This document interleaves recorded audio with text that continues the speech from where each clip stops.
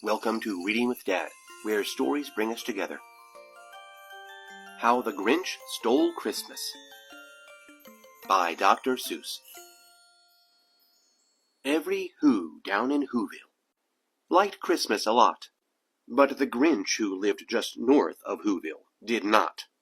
The Grinch hated Christmas, the whole Christmas season. Now please, don't ask why. No one quite knows the reason. It could be his head wasn't screwed on just right. It could be, perhaps, that his shoes were too tight. But I think that the most likely reason of all may have been that his heart was 2 sizes too small. But, whatever the reason, his heart or his shoes, he stood there on Christmas Eve, hating the Whos, staring down from his cave with a sour, grinchy frown at the warm lighted windows below in their town. For he knew every Who down in Who-ville beneath was busy now hanging a mistletoe wreath. And they're hanging their stockings, he snarled with a sneer. Tomorrow is Christmas, it's practically here. Then he growled with his Grinch fingers nervously drumming. I must find some way to stop Christmas from coming, for tomorrow, he knew, all the Who girls and boys would wake bright and early. They'd rush for their toys, and then, oh, the noise, noise! That's one thing he hated, the noise.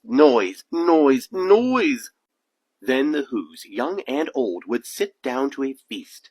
And they'd feast, and they'd feast, and they'd feast.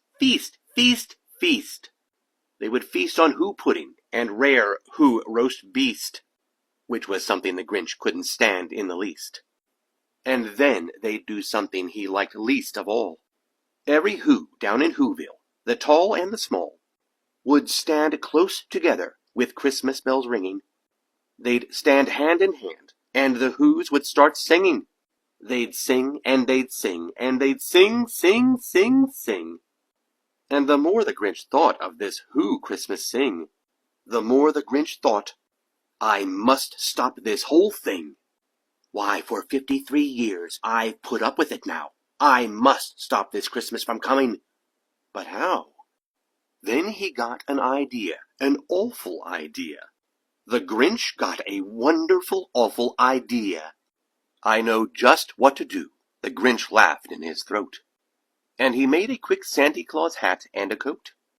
And he chuckled and clucked, what a great Grinchy trick! With this coat and this hat, I look just like Saint Nick. All I need is a reindeer. The Grinch looked around, but since reindeer are scarce, there was none to be found. Did that stop the old Grinch? No. The Grinch simply said, if I can't find a reindeer, I'll make one instead. So he called his dog Max. Then he took some red thread and he tied a big horn on the top of his head. Then he loaded some bags and some old empty sacks on a ramshackle sleigh, and he hitched up old Max. Then the Grinch said, get up! And the sleigh started down toward the homes where the Whos lay a snooze in their town. All their windows were dark. Quiet snow filled the air. All the Whos were all dreaming sweet dreams without care. When he came to the first little house on the square, this is stop number 1, the old Grinchy Claus hissed. And he climbed to the roof, empty bags in his fist. Then he slid down the chimney, a rather tight pinch. But if Santa could do it, then so could the Grinch. He got stuck only once, for a moment or two. Then he stuck his head out of the fireplace flue where the little Who stockings all hung in a row. These stockings, he grinned, are the first things to go. Then he slithered and slunk with a smile most unpleasant around the whole room, and he took every present. Pop guns and bicycles, roller skates, drums, checkerboards, tricycles, popcorn, and plums. And he stuffed them in bags. Then the Grinch very nimbly stuffed all the bags, one by one, up the chimney. Then he slunk to the icebox. He took the Who's feast. He took the Who pudding. He took the roast beast. He cleaned out that icebox as quick as a flash. Why, that Grinch even took their last can of Who hash. Then he stuffed all the food up the chimney with glee. And now grinned the Grinch. "I will stuff up the tree." And the Grinch grabbed the tree, and he started to shove, when he heard a small sound like the coo of a dove. He turned around fast, and he saw a small Who, little Cindy-Lou Who was not more than 2. The Grinch had been caught by this tiny Who daughter, who'd got out of bed for a cup of cold water. She stared at the Grinch and said, "Santa Claus, why? Why are you taking our Christmas tree? Why?" But you know, that old Grinch was so smart and so slick, he thought up a lie, and he thought it up quick. "Why, my sweet little tot," the fake Santa Claus lied, "there's a light on this tree that won't light on one side. So I'm taking it home to my workshop, my dear. I'll fix it up there.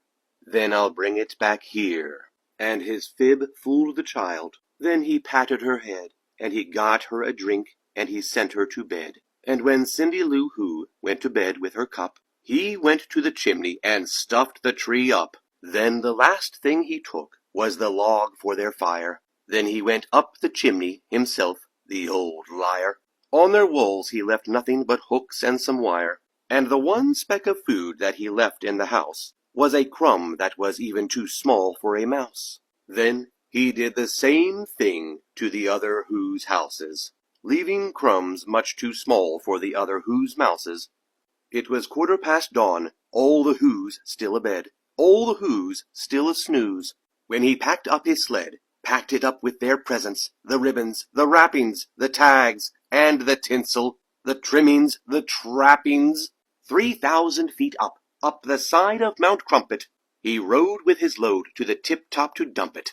Pooh-pooh to the Who's, he was Grinchishly humming. "They're finding out now that no Christmas is coming.